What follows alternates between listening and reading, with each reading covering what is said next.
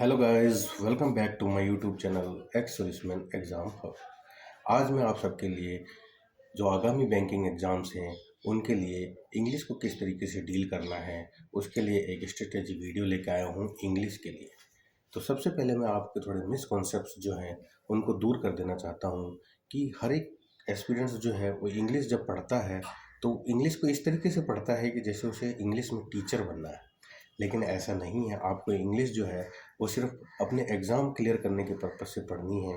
जो कि आप बैंकिंग का एग्ज़ाम देने जा रहे हैं तो बैंकिंग के पर्पज़ से आपको इंग्लिश पढ़नी है। और आपको इंग्लिश उतनी ही पढ़नी है जिससे कि आप अच्छे से अपने इंग्लिश के सेक्शन में मार्क्स स्कोर कर सकें।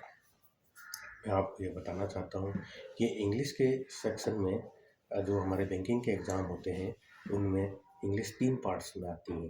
एक रीडिंग कम्प्रीहेंशन, एक ग्रामर और एक मिसलेनियस कॉन्सेप्ट्स आते हैं। रीडिंग कम्प्रीहेंशन के अंतर्गत आपको पैराग्राफ दिया जाता है और उसमें क्वेश्चंस एंड आंसर्स रहते हैं, आपको उनको करना होता है। ग्रामर पोर्शन में आपको एरर डिटेक्शन के क्वेश्चंस दिए जाते हैं 4 से 5, उनमें आपको एरर को डिटेक्ट करना होता है।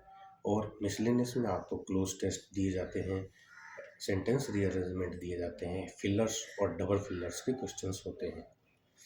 अब बात करते हैं रीडिंग कम्प्रीहेंशन। तो रीडिंग कम्प्रीहेंशन की हमारी स्ट्रेटजी क्या होनी चाहिए। रीडिंग कम्प्रीहेंशन में भी काफ़ी बच्चे जो हैं वो इसमें डाउट में रहते हैं कि हम डेली एडिटोरियल लें या नहीं लें, कहीं डेली एडिटोरियल को लेना वेस्टेज ऑफ टाइम तो नहीं है। तो मैं यहाँ ये आपको बताना चाहता हूँ कि जो बिल्कुल बिगिनर्स हैं उनके लिए डेली एडिटोरियल्स इंग्लिश के रीडिंग कम्प्रीहेंशन को इम्प्रूव करने के लिए बहुत ज़्यादा ज़रूरी होता है। कई लोगों में ये भ्रांतियाँ होती है कि हम इंग्लिश का न्यूज़पेपर खरीदें और उसमें एडिटोरियल के पोर्शन को पढ़ें और खुद से मतलब उसको सॉल्व करें, खुद से उसकी प्रैक्टिस करें। लेकिन मैं ये बोलना चाहूँगा, यदि आपको इंग्लिश आती ही नहीं है, आपको पता ही नहीं है कि हमें बैंकिंग के लिए इंग्लिश को किस तरीके से पढ़ना है, तो आप लाइन बाय लाइन जाएँगे, हर लाइन का मतलब देखेंगे, हर लाइन को आप डिक्शनरी से ढूँढने की कोशिश करेंगे।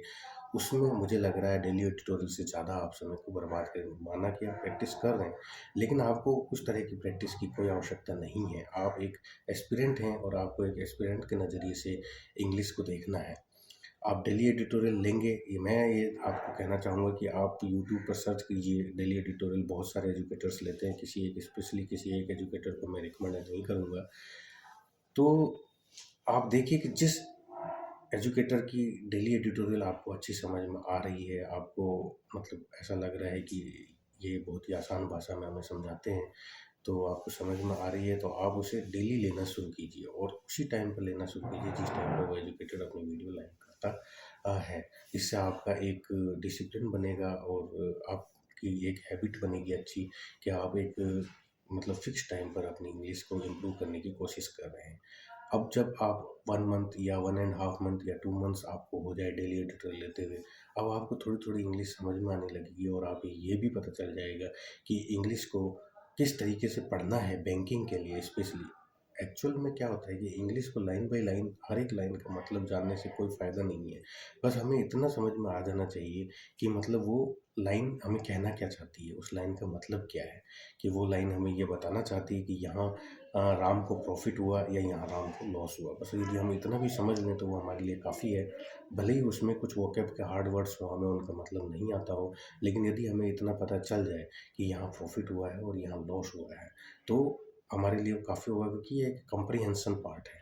बस समझना ही बेटर है। तो उसके रिगार्डिंग हम जो भी क्वेश्चंस और आंसर्स होंगे उन्हें आसानी से डील कर पाएँगे।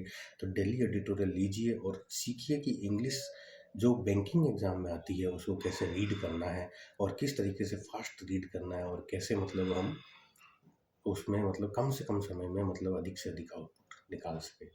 इसके लिए मैं ये आपको सजेस्ट कर सकता हूँ कि निमिषा मैम के जो डेली एडिटोरियल है वो काफ़ी अच्छा है। उस डेली एडिटोरियल को लेने से वोकैब भी इम्प्रूव होती है और मैडम स्किमिंग भी सिखाती है। स्किमिंग का मतलब होता है कि आप मतलब फ़ास्ट पढ़ सकें, मतलब आप जल्द से जल्द। अब प्री में क्या है कि आपको स्पीड की आवश्यकता होती है इंग्लिश में। प्री में आप लाइन बाय लाइन पढ़ने जाएँगे तो आपको मात्र 20 मिनट्स मिलते हैं इंग्लिश के सेक्शन के लिए। तो आप लाइन बाय लाइन यदि पढ़ने उसमें जाएँगे, लाइन बाय लाइन आप उसमें मीनिंग निकालेंगे, तो आपका सारा समय उसी में ही चला जाएगा।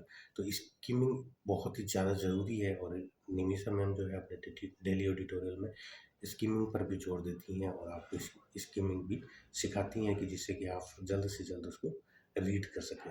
अब बात करते हैं ग्रामर पार्ट में क्या है, एरर डिटेक्शन के 4 से 5 क्वेश्चंस दिए जाते हैं, उनमें आपको एरर बतानी होती है। वो एरर नाउन बेस्ड भी हो सकती है, प्रोनाउन बेस्ड भी हो सकती है, एडजेक्टिव बेस्ड भी हो सकती है, एडवर्ब बेस्ड भी हो सकती है, और भी प्रीपोजिशन बेस्ड भी हो सकती है, आर्टिकल बेस्ड भी हो सकती है। तो इसके लिए आपको इन सब के रूल्स, ग्रामर्स के जो रूल्स हैं वो आने चाहिए। लेकिन मेनली क्या है कि मैंने ये देखता हूँ कि मतलब 3 से 4 महीने जो एक्सपीरियंस हैं, वो ग्रामर के रूल्स ही पढ़ने में निकाल देते हैं। लेकिन क्या 4-5 नंबर से आपका इंग्लिश का सेक्शन क्लियर हो जाएगा? आप इतने भी ज़्यादा उसमें इन्वॉल्व मत होइए। ग्रामर के रूल्स को भी आप बैंकिंग के पर्पज़ से ही पढ़िए। पहले आप चेक करिए प्रीवियस ईयर क्वेश्चंस पेपर्स को, कि उसमें किस तरीके के एरर डिटेक्शन के क्वेश्चंस पूछे गए हैं और किन क्वेश्चंस का वेटेज ज़्यादा है, मतलब किस बेस पर पूछे गए। नाउन बेस्ड ज़्यादा पूछे गए हैं, प्रोनाउन बेस्ड ज़्यादा पूछे गए हैं, या एडजेक्टिव बेस्ड ज़्यादा पूछे गए हैं, या एडवर्ब बेस्ड ज़्यादा क्वेश्चंस पूछे गए हैं। तो पहले ये तय कीजिए कि मतलब किस बेस पर कितने क्वेश्चंस पूछे गए हैं। उसके बाद मैं आपको सजेस्ट करूँगा कि जैसे आप रूल बाय रूल जाइए, लेकिन जैसे ही आप नाउन के पोर्शन को ख़त्म कर रहे हैं, तो उसके बाद उसकी प्रैक्टिस कीजिए और डेली उसकी प्रैक्टिस कीजिए। नहीं तो आप क्या है कि जब तक आप प्रोनाउन का पोर्शन शुरू करेंगे और या ख़त्म करेंगे, तब तक आप नाउन के सारे कॉन्सेप्ट भूल चुके होंगे। तो डेली प्रैक्टिस भी बहुत ज़रूरी है। इंग्लिश जो है वो पूरा प्रैक्टिस का खेल है। यदि आप प्रैक्टिस नहीं कर रहे हैं, तो आप कॉन्सेप्ट भूलते चले जाएंगे, और उसके बाद में आपको मतलब खाली नोट्स इकट्ठा होंगे आपके पास, और आपको मतलब नॉलेज कुछ भी नहीं रह पाएगा। तो प्रैक्टिस बहुत ज़्यादा ज़रूरी है। जैसे कि आप रीडिंग कम्प्रीहेंशन की प्रैक्टिस कर रहे हैं, उसके बाद आप ग्रामर्स के रूल्स पढ़ने के बाद भी हर एक पोर्शन का अलग से प्रैक्टिस कीजिए। उसके बाद मिक्स्ड प्रैक्टिस कीजिए, लेकिन प्रैक्टिस बहुत ज़्यादा ज़रूरी है। उसके बाद हम बात करते हैं मिसलेनियस टॉपिक्स की।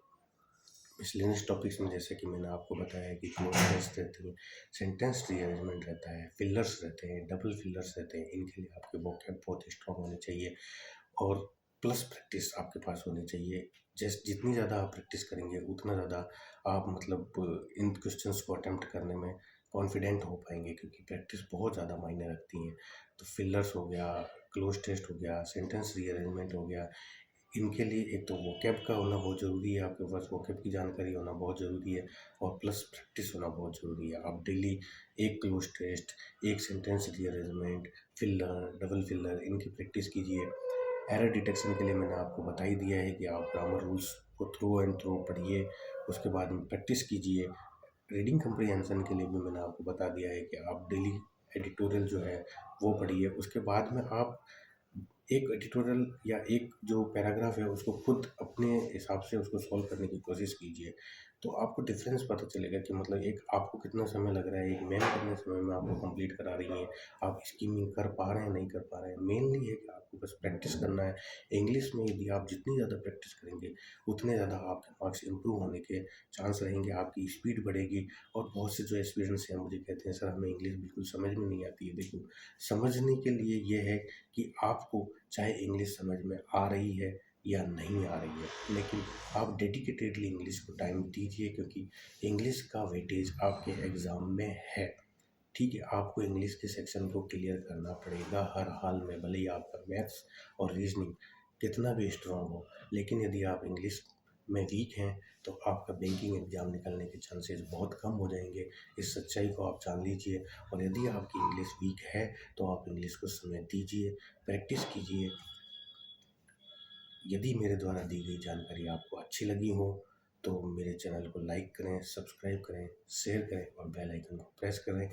मैं इसी तरीके के और वीडियो लेके आने वाला हूँ मैथ्स और रीजनिंग के एग्ज़ाम स्ट्रेटजी पे, प्लस जीए और कंप्यूटर की भी एग्ज़ाम स्ट्रेटजी पे मैं वीडियो लेके आऊँगा। तो उन वीडियोज़ को देखने के लिए भी मेरे चैनल के साथ जुड़े रहें।